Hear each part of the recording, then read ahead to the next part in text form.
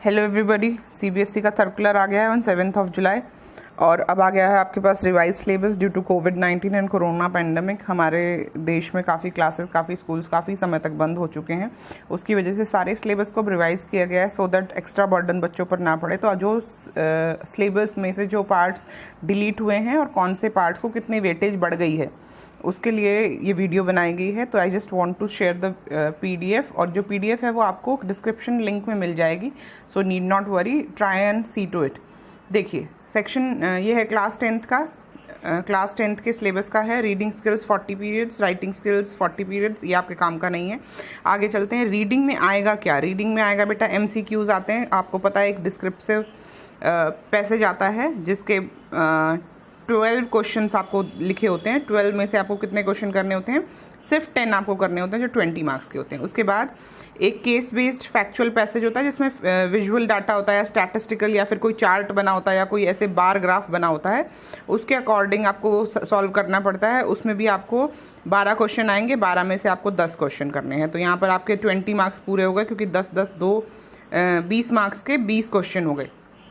उसके बाद total length दोनों पैसेज की होगी 700 से 750 वर्ड। उसके बाद लिटरेचर टेक्स्ट बुक में आते हैं।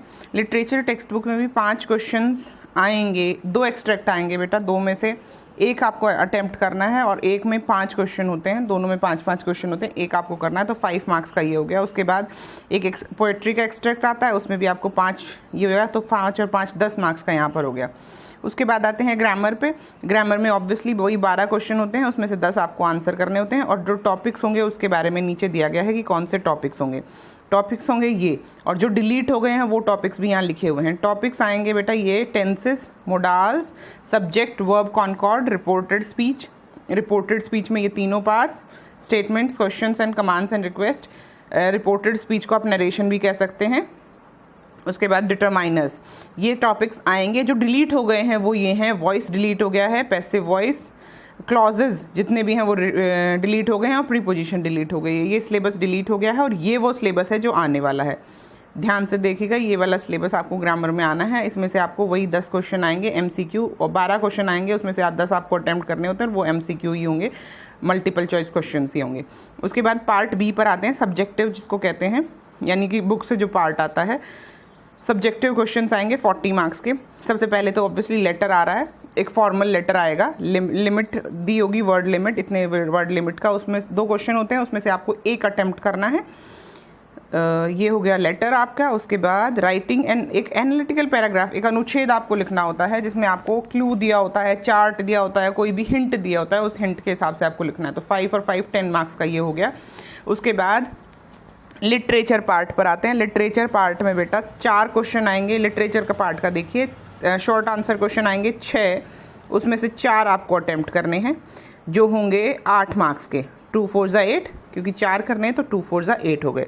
उसके बाद 4 out of 6 short answer type question होंगे, 40 to 50 वर्ड्स के होंगे, जिसमें से कौन सी बुक्स में से होंगे? ये होंगे फर्स्ट फ्लाइट और फुटप्रिंट्स विदाउट फीट, इन दोनों में से।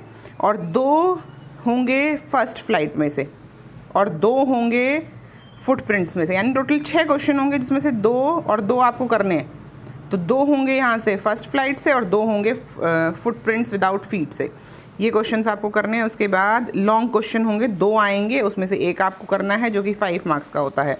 उसके बाद लॉन्ग आंसर आएगा एक फुटप्रिंट्स विदाउट फीट से, ये फर्स्ट फ्लाइट से ऊपर वाला, और ये दूसरे वाला है फुटप्रिंट्स विदाउट फीट से, यहाँ से भी 5 मार्क्स का क्वेश्चन आने वाला है। तो ये हो गया आपका रिवाइज सिलेबस।